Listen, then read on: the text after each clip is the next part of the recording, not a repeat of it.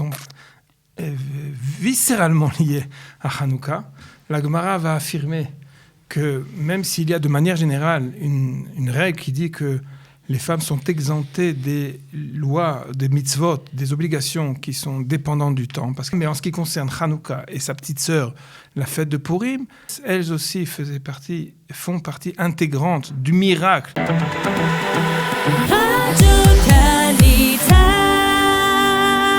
Rav Daré, bonjour. Shalom, shalom. Pour répondre à vos questions, alors on a une photo de Hanouka derrière le Rav. Alors bien que Hanouka soit terminé, c'était hier soir la dernière bougie, mais on va quand même parler encore de Hanouka, puisqu'on a une question sur Hanouka et plus particulièrement sur la place des femmes dans Hanouka, dans cette fête de Hanouka et dans le judaïsme en général, puisque en fait les femmes sont liées à Hanouka, quelque part. Alors, elles sont viscéralement liées à Hanouka. La Gemara va affirmer que même s'il y a de manière générale une règle qui dit que les femmes sont exemptées des lois, des mitzvot, des obligations qui sont dépendantes du temps, parce qu'elles ont suffisamment d'occupation, elles ont droit à un ptor, elles ont droit à être exemptées de cela. Mais en ce qui concerne Hanouka et sa petite sœur, la fête de Purim, Af en ayu beoto anes, elles aussi font partie intégrante du miracle de Hanouka pour Hanouka et de Purim pour Purim. Purim, la Megillah s'appelle la Megillah d'Esther, par exemple. Mais à vrai dire, même pour Hanouka, on connaît un peu moins. C'est-à-dire qu'elles ont participé à cet effort de guerre, on va dire. Elles ont participé activement à la révolte. J'ai envie de dire qu'elles ont été à l'initiative de la révolte. Et je pense qu'il est très important également de signaler, d'abord d'expliquer cela, mais également de signaler qu'elles ont une fête. Il y a une fête qui s'appelle traditionnellement Eid el-Banat, la fête des filles, Chag Habanot, qui devient aujourd'hui, qui prend ses lettres de noblesse de plus en plus dans la société israélienne, et ça devient plus... Qui a fêté la dernière bougie de Hanouka. Ça fait Rosh Chodesh Tevet de façon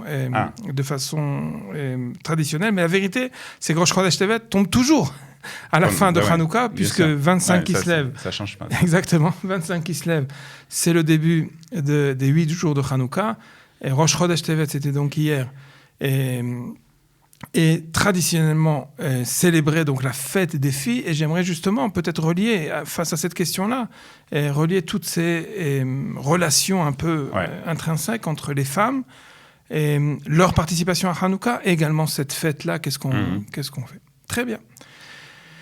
On va commencer peut-être par la fin. C'est vrai que Rosh Chodesh Tevet est spécifique, puisque ça tombe à la fin de Hanouka, mais tous les Rosh Chodesh, ça il faut le savoir également, toutes les célébrations de Rosh Chodesh ont toujours privilégié les femmes. Pourquoi cela ? Parce que la tradition nous a dit qu'il y a quelque part une sorte de réparation, de rôle réparateur de la célébration de Rosh Chodesh, et en particulier, excusez-moi, pour les dames, parce qu'elles n'ont pas pris part à la fête du veau d'or. Ça, c'est spécifique à tous les Rosh Chodesh. Elles ont donc un droit privilégié. Elles n'ont pas pris part à la faute du veau d'or à l'époque. Pourtant, on dit qu'elles ont donné leurs bougies, leurs bijoux. Leurs bijoux, pas les bougies. Et pourquoi ? Aaron, à ce moment-là, a dit, il voulait jouer la montre. Il était sûr et certain que Moshe allait revenir. Rappelez-vous de l'émotion, tout le monde a dit « Ah, mais Moshe n'est pas encore là, qu'est-ce qui va se passer ? Qu'est-ce qu'on va devenir ?» Et il leur a dit « C'est très bien, j'ai une solution pour vous. Allez demander les bijoux de vos femmes. » Il était sûr que jusqu'à ce que ça se passe, exactement. Et puis, peut-être qu'elles allaient refuser. Et elles ont peut-être refusé. Mais ça n'a pas suffi, malgré tout, le temps n'a pas suffi pour que l'apparition de Moshe Rabbeinu. Et parce qu'elles n'ont pas pris part directe à la fête... à la faute du veau d'or, alors elles ont eu droit au fait que chaque Rosh Chodesh, elles ont une spécificité de la festivité de Rosh Chodesh. Mais ça, c'est vrai pour tous les Rosh Chodesh. Pour Rosh Chodesh Tevet, c'est en plus de cela, la tradition dans la communauté tunisienne. Mais pas seulement. À vrai dire, il y a également, j'ai vu ça quand j'ai un peu essayé d'analyser tout cela, il y a de grandes communautés en Algérie et au sud de l'Algérie, dans les Kfarim, mais également au Maroc, mais également d'Afrique du Nord de manière générale, de célébrer une fête des filles, Eid el-Banat, le soir de Rosh Chodesh Tevet, et c'est donc pendant Hanouka. D'accord. Bien. Une fois dit tout ça, il va falloir comprendre alors pourquoi. Qu'est-ce qu'il y a de spécifique? Bien. Il y a ici une sorte de confusion. Confusion historique, confusion peut-être même géopolitique, pour une raison très simple. Le Réma, si le Shulchan Aruch a été ordonné par le Rabbi Yosef Karo, le Maran à Shulchan Aruch, l'auteur du Shulchan Aruch, il y a également les remarques du Rabbi Moshe Isserlich. En ce qui concerne Hanouka, il dit « Na'agu le'echol ». On a pris l'habitude de consommer des mets lactés en souvenir du nes qui a été fait par Yehudit, qui a rendu ivre un des généraux grecs par du lait. Et par conséquent, on a l'habitude également de boire du lait. D'accord. Alors là, c'est un peu sidérant. Pourquoi? Parce c'est l'histoire un peu de Yael et Dvorah aussi. Yael et Sisra. Yael et Sisra. Ça, c'est Dvorah, pas un peu, c'est exactement le stratagème qu'elle a employé, mais on parle pas du tout de la même époque. Yael et Sisra, c'était dans le Sefer Shoftim. C'était un combat, encore une fois, des combats avec des puissances, mais là, c'était véritablement, c'est relaté dans les versets du Navi dans Sefer Shoftim. Et par conséquent, c'est un peu bizarre. Et c'est qui cette Yehudit? On nous parle aussi de Yehudit dans un midrash. Mais Yehudit dont on nous parle dans un midrash, c'est pas la Yehudit dont le Réma fait référence.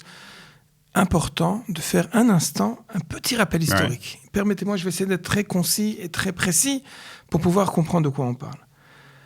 On a l'habitude de nous référer à ce qui a permis le départ de la révolte de Yehuda Maccabi comme l'épisode du Kfar, du village auquel sont venues les troupes de Antiochus, pour obliger Mattathiaou, l'obliger à sacrifier un sacrifice d'un porc, d'un cochon, sur un autel païen, à côté de Yehuda, à côté de Modine, exactement, un des villages de là-bas.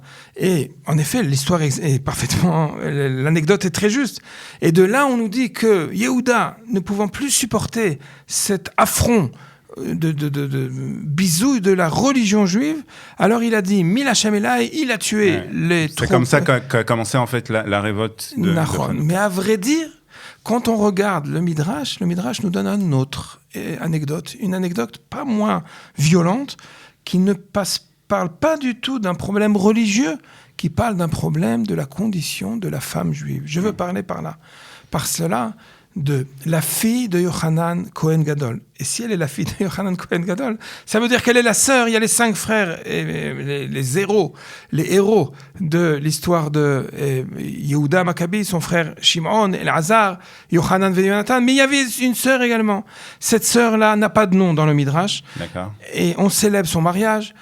Le mariage, nous dit le Midrash, ça fait déjà 3 ans et 8 mois depuis la xéra de ce qu'on appelle en bon français le droit de cuissage. C'était quoi?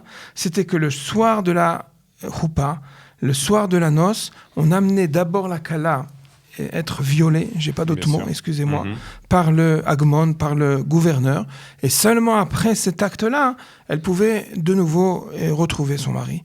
3 ans, 8 mois se passe cette xéra, quelque part en silence, jusqu'au mariage de la fille de Yochanan Cohen Gadol, la sœur de Yehuda Maccabi. Yehudit. Alors, c'est là où le Midrash ne l'appelle pas Yehudit, là-bas elle n'a pas de nom. Tout le monde l'appelle d'un nom différent, mais la vérité c'est que très souvent on va appeler ça Yehudit, alors que c'est pas elle au niveau historique. Quoi qu'il en soit, qu'est-ce qui se passe à ce moment-là? Elle prend la décision de faire une provocation. Ouais. Elle décide ce soir-là. Imaginez-vous, on parle de la plus grande aristocratie. On est au mariage de la fille du Kohen Gadol avec tous les grands nobles de Jérusalem. Et elle décide de se libérer de son couvre-chef, d'ôter également la robe de la Kala et se retrouve dans son plus simple appareil devant tous les invités. Ouais, c'était une provocation en fait. Oui, c'est le moins qu'on puisse dire, puisque immédiatement Yehuda réagit au quart de tour. Il peut pas laisser exactement cet affront-là ne peut pas rester impuni. Il sort son épée et là elle lui dit un instant, de ça tu es vexé, de ça tu es offensé, mais un instant, vous savez parfaitement et qu'est-ce que vous allez faire et vous allez m'accompagner, qu'est-ce qui va se passer ce soir. Et ça ne vous a pas empêché de célébrer le mariage, d'inviter tout le monde. Et quand je suis découvert de cette façon-là devant vous, ça, tu demandes une réaction immédiate. Ça, tu demandes de me mettre à mort. Immédiatement, Yehuda comprend. C'est pas possible, c'est pas tolérable. Ouais. Et elle a parfaitement raison. Ouais. Et il décide d'un stratagème. Ils vont l'accompagner, en effet, chez le Hagmon, mais ils vont l'accompagner avec une grande délégation d'hommes armés. Ça va être fait avec des chansons, etc., etc., et on va l'accompagner là-bas. Il lui donne, le Hagmon, entend, regarde-moi, ces Kohanim là, ils viennent m'offrir leur sœur avec en grande liesse, en grande joie. Et c'est un piège, en fait. Exactement. Il entre, tout le monde, il fait entrer tout le monde. Le soir même, il décapite la tête de ce Hagmon-là. Une fois sorti, il avait déjà débarrassé tous ses gardes pour laisser entrer cette délégation-là. Ce qui est fait. Il sort de là, et par là, l'acte de Gvura, d'avoir mis à mort le Hagmon au lieu de lui donner sa sœur, c'est par là que commence Mil Hashem Elai, la grande kriya de Yehuda Maccabi. Parce que le temps avance. Ouais. Donc ça, on voit donc le rapport avec Hanouka. Le Maaseh Gvura, on va dire. Exactement, Maaseh Gvura. C'est l'héroïsme de la femme. Exactement. La raison qui va instituer le Rosh Chodesh Tevet comme la fête des filles, plus que tous les Rashi Chodashim, c'est ça. À savoir, peut-être, Bémet Sebéanian, nos grands-mères qui faisaient de cette fête-là un grand impératif, une réunion familiale féminine, où les hommes étaient exclus, c'est parce qu'elles ont toujours su que le Rosh Chodesh qui est à Hanouka, c'est encore plus spécifique pour les femmes. Et pourquoi c'est encore plus spécifique pour les femmes ? Parce qu'on parle de cela. D'accord. Quand le Midrash nous dit que c'est à partir de ce moment-là que toute la révolte va prendre sa force et son Ha'atzama, ça va devenir ce soir-là à la fois la Gvura féminine, mais à la fois la Ha'atzama nashit. Aujourd'hui, on appelle ça, avec de grandes lettres de noblesse, la place de la femme dans le judaïsme. C'est pas seulement Af en ayu beoto hanes, elles aussi ont pris part. Non, elles n'ont pas pris part.